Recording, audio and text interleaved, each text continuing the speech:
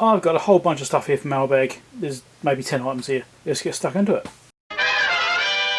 Right, first thing. I've already opened the packet up for this because it was inside a bag before. I'm trying to see what it was. Anyway, it's a review item. It's a Wowstick 1F Plus. This is a precision screwdriver. It's actually quite heavy. This is a Banggood review item, so thank you much Banggood for sending this to me at no cost. Excellent stuff. So there will be links for this down below, and also when I did a review video, so I have to actually do a review on this thing. So there will be a video for this as a review, which will be on my main channel. Well, not the Mailbag channel, but the main channel. Links down below for that if you're not familiar with it. I think you probably are, but if you're not, then it's down there. This is an electric screwdriver and seems to be quite good quality, at least from the outside it looks like it is, and I think I've seen other people mention them as well and they've been quite good. So I'm not going to open up right now, I'm going to open up as part of the review, so watch out for that coming up if it hasn't already. Might be in the past already, because you know I'm so far ahead in Mailbags. So lots of things are waiting for to turn up. I've got probably about 40 items, and this is a dock cable. I think that's from a 6S, could be a 6, could be, it's either a 6 or 6S, I'm not sure which one it will be. iPhone dock flex, nothing too exciting there. There'll be links for it anyway.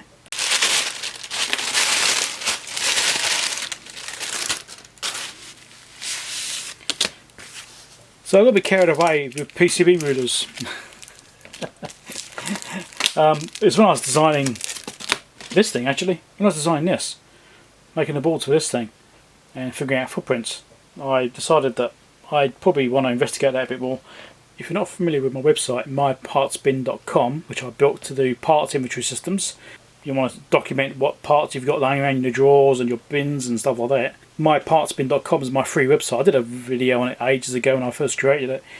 I've been finally getting around to putting my own stuff on there, which is why I built the site in the first place, but I made it open source and everything so anyone else can use it as well. And I'm actually documenting now, putting my parts in there.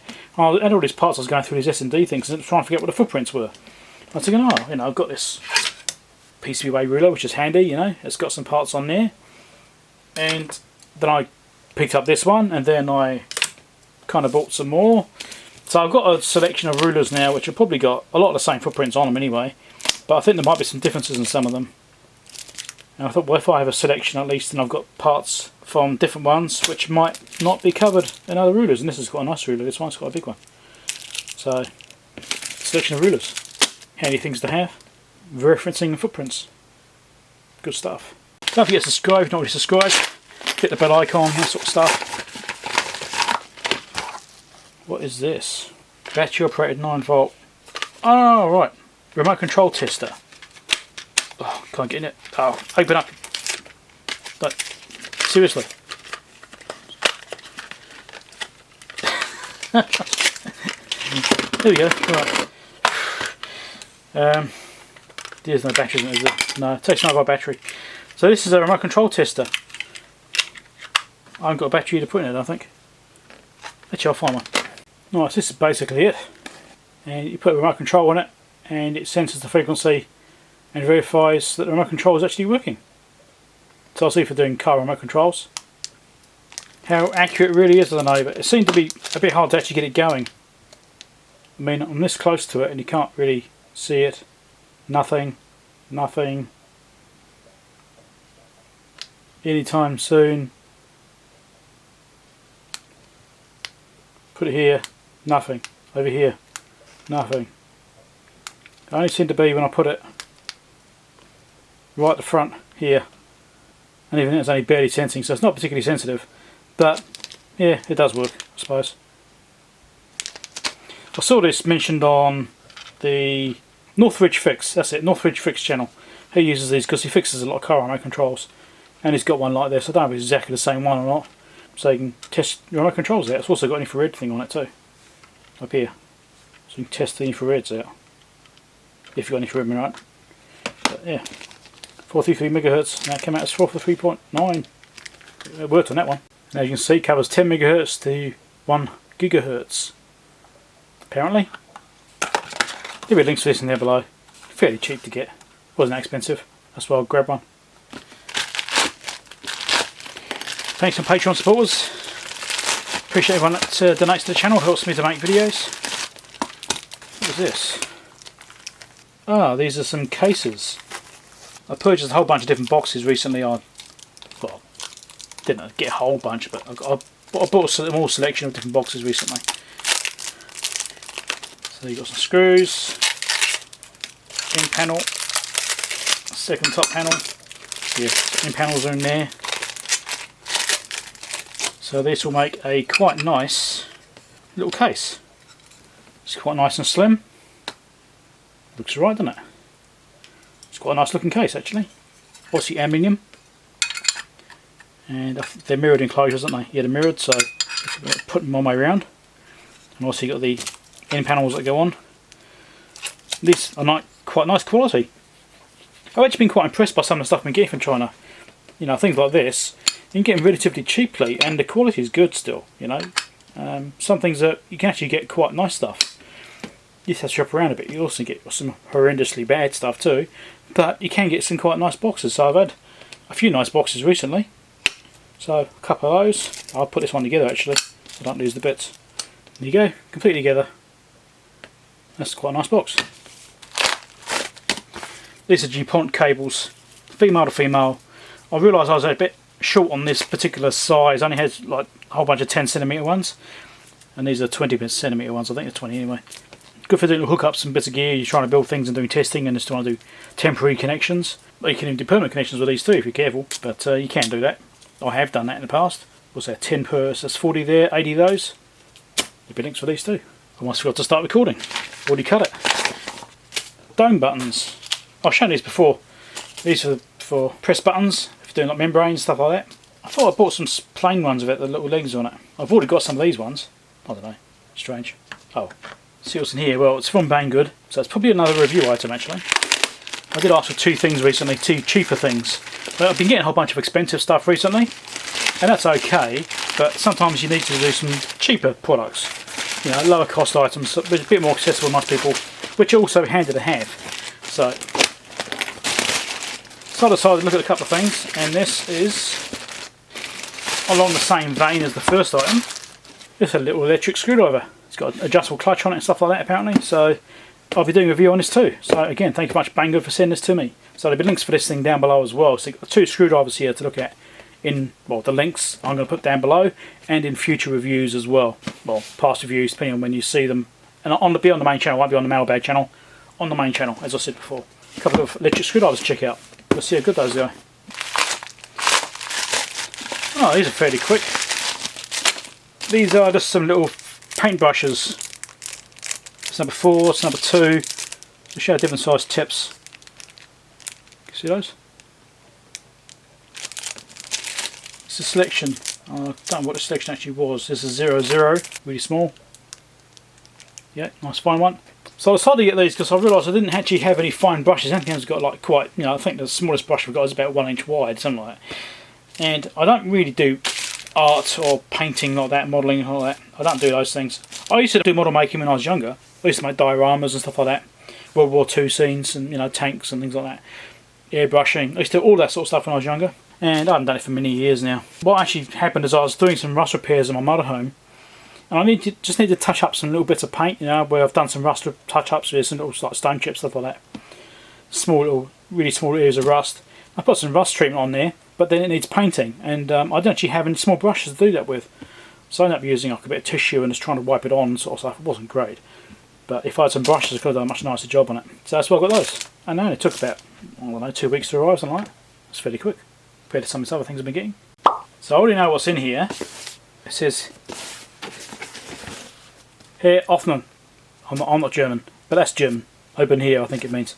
Anyway, let's have a look. Yeah, it actually works. Cool. It's a new multimeter.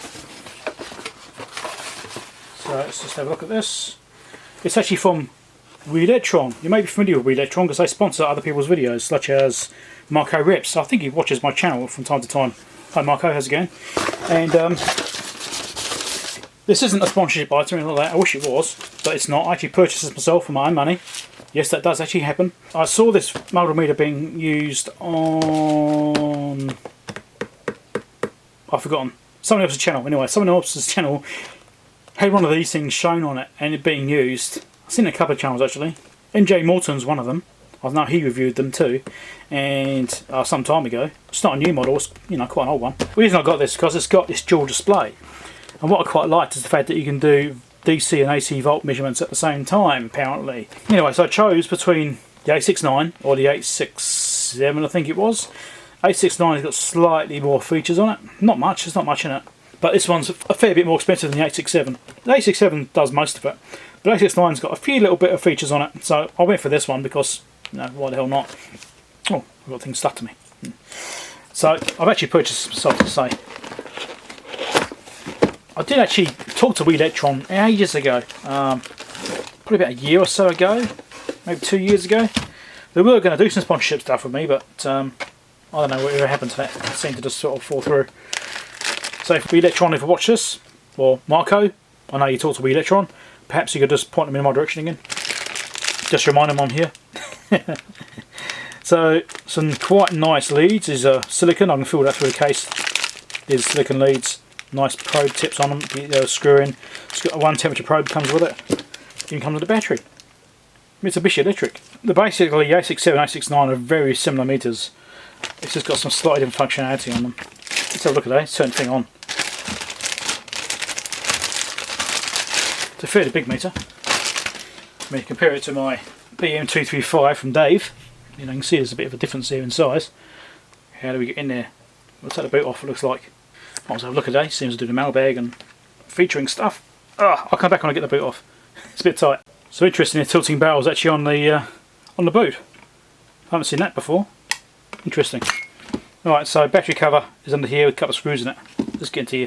So what I don't like about this meter already, I knew about it before I purchased it though, is that it uses a 9V battery. I prefer AAs to 9V batteries myself. It's just my preference. You can't get any fuses, they're inside the case, you have to get into them like that. But anyway, Electron sticker on the back. You ever forget where you got it from, will you? So these are threaded inserts at least, not plastic. Not going into plastic, they're actually properly metal threaded. I'm not going to do a proper review on this, I don't think. This has got this interface thing here too for doing serial interface. But I don't have it, that's an optional extra. Right, it should now turn on. And we have power. Right. Dual display does voltage and frequency at the same time. That's on the VFD mode. This is standard voltage. DC volts. I don't know if I can do the second function. There we go. DC and AC at the same time. That's what I purchased it for. So you got the white labelling is the default function, and when you do select button, which is the yellow labelling, it does a secondary function. So yeah, secondary function around there in yellow labelling, so you know exactly what you're going to get when you change modes. It does hertz and dBm and stuff like that as well. It does hertz up there. Change that. It's now doing dBms, hertz again, millivolts, and hertz. AC, millivolts rather. Auto ranging, does hertz, that one. So it's duty cycle, frequency, AC and DC and stuff like that. So lots of options on here. And we'll see how that goes, the new bench meter. I mean, I've been very happy with the EV blog one. You know, it's a nice meter, but I wanted to give something a little bit different a go. It's also got more digits. More digits is better. Or is it more digits is more better? I don't know. Anyway. This tilting bale's like, what? I'm not sure I'm a fan of that part actually. That's just like, yeah, awesome. Seriously? Well, you can do that with it and use it as a hanger. You can hang it. I suppose it does that. But as far as the tilting barrel goes, you have to make sure you've got a grippy surface you can sit on, because that's just going to slide away all the time. See, it's just sliding off. There's a way of improving that. Probably is. And to get it back in, you've got to kind of pull this case down a bit, have you, or does he slide it up? Oh, you've got to slide it up. Right. Oh, mind you can slide it up there. Maybe slide it up as well. There we go. That's what I'm doing wrong. So you put it down, then you can use a hanger, which latches on. But if you slide it up to those other holes, then the tilting barrel works. That's better. That's much more like it. I didn't think it was right. Okay, that's a clever design. I'll give him that one. Right, last thing, and this is a little bit weird. Well, different, I should say, not really weird. I'll explain once I open it.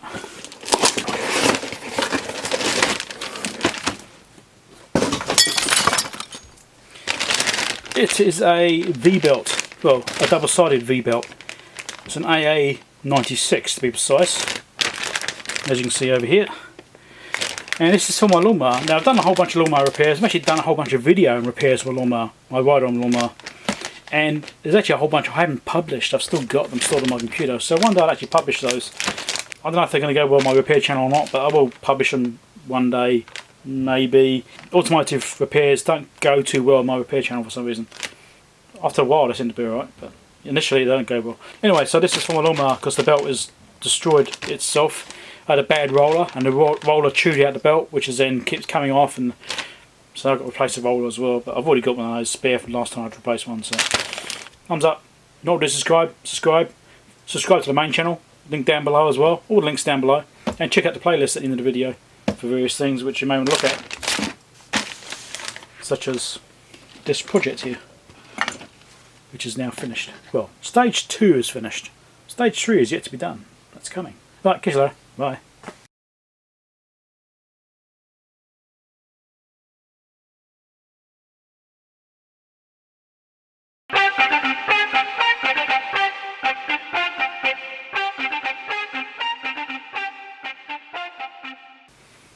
My parts bin website. So if you're not familiar with my, okay, it's a bit of a mouthful, isn't it? If you're not familiar with my website, if you're not familiar with my,